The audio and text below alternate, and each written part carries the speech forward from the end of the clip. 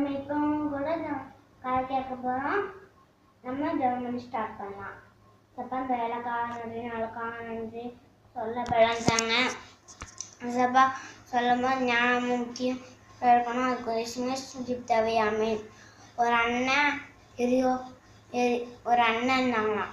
அந்த அண்ணன் வந்து நம்ம பாட்டி தாத்தா வீட்டுக்கு போகிறோம்ல, அந்த மாதிரி அவங்களுக்கு எரிய போகணும்னு ரொம்ப ஆசையாம்.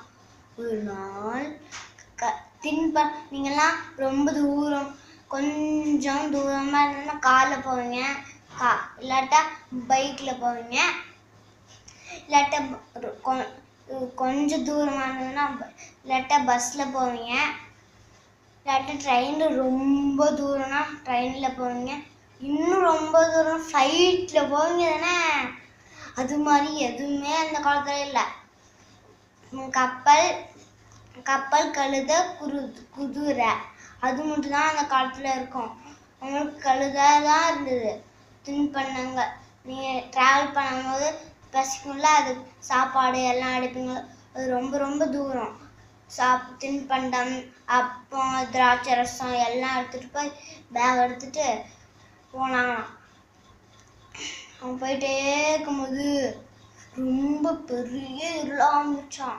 Good night ஆயிடுச்சான்.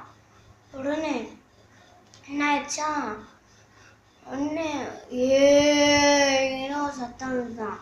அப்போ வந்து கள்ளர்கள் வந்து அடியா அடிச்சாங்களாம்.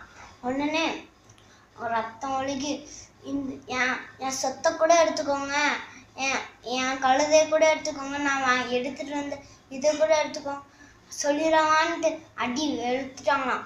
அந்த அண்ணாவோட விழுந்துட்டாங்களாம். அப்புறம் இறக்குற சூழ்நிலை அடிச்சிட்டாங்களாம். உடனே ஃபஸ்ட்டு ஒரு ஆசாயன் அண்ணன் வந்தாங்களாம்.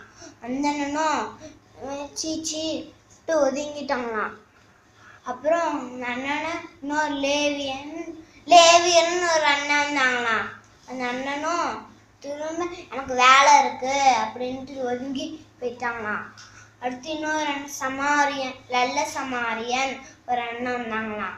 அந்த அண்ணன் வந்து ஐயோ இப்படி இந்த அண்ணன் வந்து கலக்குறாங்களே, உனக்கு நம்ம மருந்து போட்டு அவங்களும் கழுதையில தான் வந்தாங்களாம். கழுதையில கூட்டிட்டு போய் நான் எவ்வளோ வேணாலும் காசு கொடுத்துட்றேன், நீங்கள் பார்த்துக்கோங்கன்னு சொல்லிட்டாங்களாம். அப்புறம் அவங்க நல்லா பார்த்து குணமாயிட்டாங்களாம். அந்த நல்ல சமாரியன் அண்ணன் நம்மளும் உதவி செய்யணும்.